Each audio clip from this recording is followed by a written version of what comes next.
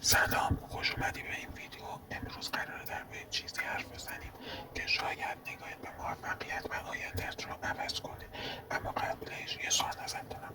اگه بهت بگم ممکنه چند سال آینده دقیقا همون زندگی رو داشته باشی که امروز فقط توی ذهنت تصور میکنی، باور میکنی، چون حقیقت اینه که خیلی از آدما شکست نمیخورن، اصلا شروع نمیکنن.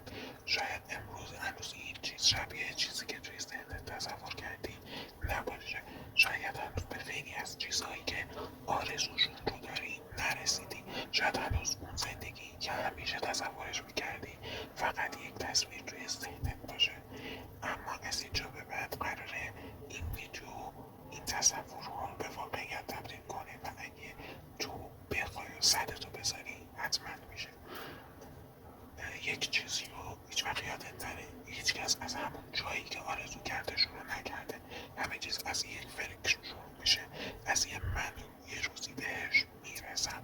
ممکنه بقیه بهت بخندن، ممکنه حتی خودت بعضی روزا به خودت شک کنی، ولی قرار نیست همیشه انگیزه داشته باشی، قرار نیست همیشه قوی باشی، فقط کافیه ادامه بدی.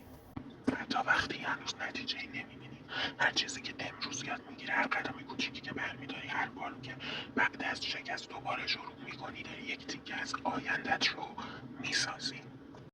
پس عجله نکن، قرار نیست یک شب موفق بشی. فقط سعی کن امروز یه قدم از دیروزت جلوتر باشی، امروز 1% از دیروزت بهتر باشی. چون ممکنه یک روز به عقب نگاه کنی و بفهمی تمام اون روزهایی که فکر میکردی هیچ اتفاقی نمیافته در واقع داشته تو رو به جایی میرسونده که آرزوشو داشتی. اون روزه که میفهمی چرا نباید تسلیم میشدی، چرا نباید خودت رو با بقیه مقایسه میکردی و چرا بعضی رویاها و آرزو ارزش سالها تلاش کردن رو دارن. پس اگه هنوز اول راهی، ناامید نشو و منتظر ویدیوهای بعدی باش تا قدم به قدم هر روزمون 1% بهتر از دیروز خودمون باشه.